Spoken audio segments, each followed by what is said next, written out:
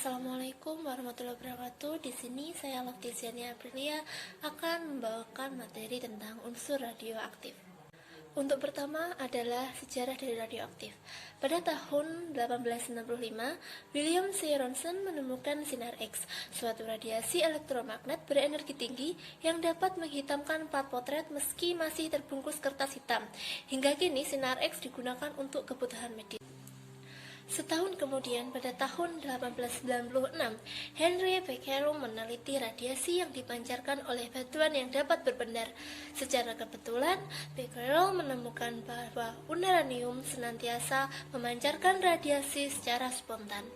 Fenomena ini dinamakan radioaktivitas. 2 tahun kemudian, pada tahun 1898, pasangan suami istri Pierre dan Marie Curie menemukan 2 unsur radioaktif lainnya, yaitu radium dan polonium.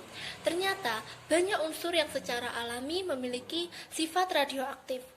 Semua isotop yang bernomor atom di atas 83 atau kurang mempunyai isotop yang stabil, kecuali teknetium dan bromisium. Isotop yang bersifat radioaktif disebut isotop radioaktif atau radioisotop. Sedangkan isotop yang tidak radioaktif disebut isotop yang stabil. Radiasi yang dipancarkan zat radioaktif terdiri dari 3 jenis partikel. Yang pertama ada alfa, beta, dan gamma.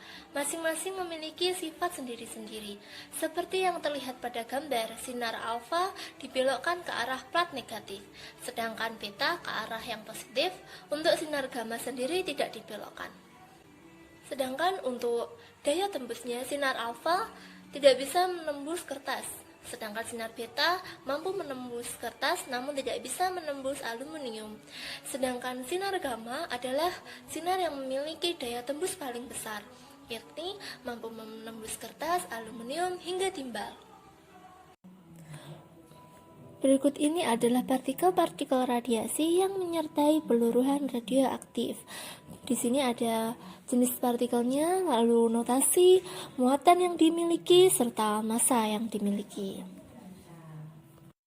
Dalam unsur radioaktif terdapat 2 reaksi inti. Yang pertama ada reaksi peluruhan. Reaksi ini berjalan dengan spontan dan melepas energi, atau terjadi perubahan inti tidak stabil menjadi stabil. Langsung kita ke contoh soal ya. Langsung saja, cara mengisi titik-titik ini cukup mudah kok. Kita hanya perlu mencari jumlah angka agar kedua ruas kanan dan kiri memiliki muatan yang sama. Nomor massa antara ruas kanan dan kiri ini kan sudah sama, yaitu 14. Sehingga untuk titik pertama kita dapat mengisi dengan nomor 0. Kemudian nomor atom kedua ruas tersebut berbeda.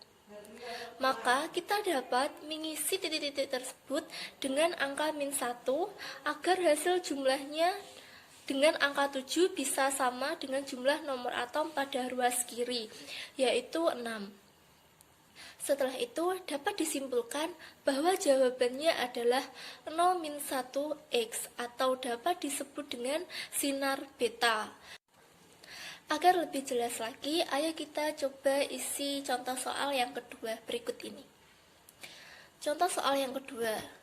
Seperti cara yang tadi masih sama, maka jawaban dari X tersebut adalah 42X, yakni sinar alfa. Selanjutnya ada reaksi transmutasi inti. Reaksi ini di mana suatu inti menyerap partikel menjadi inti baru dengan memancarkan suatu radiasi. Langsung ke contoh soal.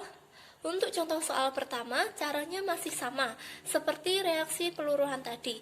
Perbedaannya hanya saja masing-masing ruas kanan dan kiri memiliki 2 unsur. Nah, jawabannya langsung saja 11X atau disebut dengan sinar proton. Contoh soal yang kedua, yakni masih sama, jawabannya adalah 42X atau yang disebut dengan sinar alfa. Nah, mudah bukan? Setelah ini ada juga soal tentang cara mengetahui waktu dan jumlah zat radioaktif dalam proses peluruhan unsur radioaktif. Di sini kita menggunakan dua rumus. Yang pertama ada NT per N0 sama dengan setengah pangkat N. Lalu selanjutnya ada N sama dengan T per T setengah. Keterangannya, NT itu disebut dengan zat yang tersisa. Lalu N0 adalah zat mula-mula. N di sini adalah jumlah peluruhan yang dialami. Sedangkan T disebut dengan waktu dan T setengah itu namanya waktu paruh. Langsung saja ke contoh soal yang pertama, yakni waktu paruh suatu radioisotop adalah 20 hari. Fraksi radioisotop yang masih tersisa setelah 60 hari jika jumlah mula-mulanya 40 gram adalah, kita cari dulu yang diketahui, kita tuliskan, yakni T setengah sama dengan 20 hari, waktu paruhnya 20 hari, lalu waktunya T yakni 60 hari. Untuk N0 adalah 40 gram. Yang ditanyakan apa? Yang ditanyakan adalah NT. NT itu yakni tadi fraksi radioisotop yang masih tersisa. Berarti yang masih tersisa artinya NT ya. Tapi sebelum mencari NT, kita harus mencari N-nya dulu. Nah, caranya seperti ini. N sama dengan T per T setengah sama dengan 60 per T setengahnya adalah 20 sama dengan 3. Kalau sudah ditemukan N-nya, baru kita cari lagi yakni mengenai NT-nya. NT-nya menggunakan rumus yang sudah kita pakai tadi, yakni NT per N0 sama dengan setengah pangkat N. Setelah itu kita masukkan NT-nya, ditanyakan per N0. N0-nya tadi adalah 40 gram sama dengan setengah per N. N-nya tadi ditemukan 3. Setengah pangkat 3 artinya 1 per 8. Nah, lanjut dipindah ruas. NT sama dengan 40 per 8 sama dengan ditemukan 5 gram.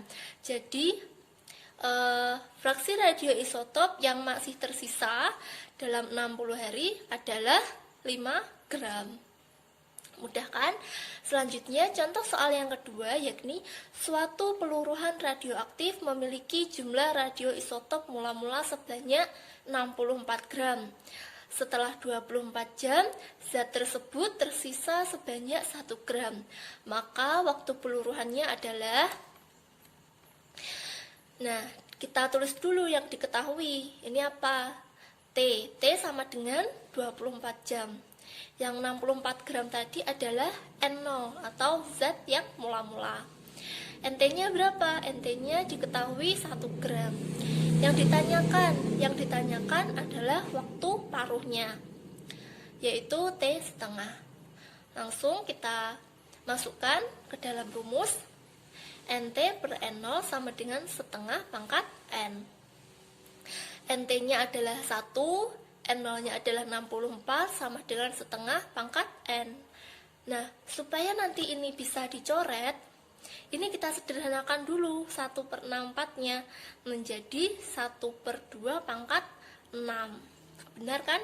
1 per 2 pangkat 6 itu sama dengan 1 per 64. Kalau sudah seperti ini, tinggal kita coret setengahnya. Lalu tersisa N sama dengan 6.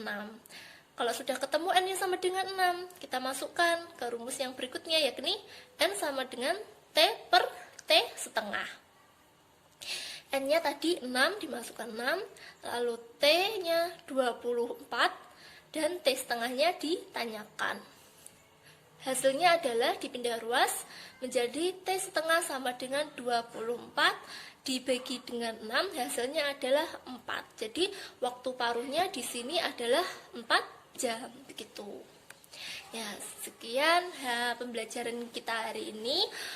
Semoga bermanfaat untuk kalian semua. Wassalamualaikum warahmatullahi wabarakatuh.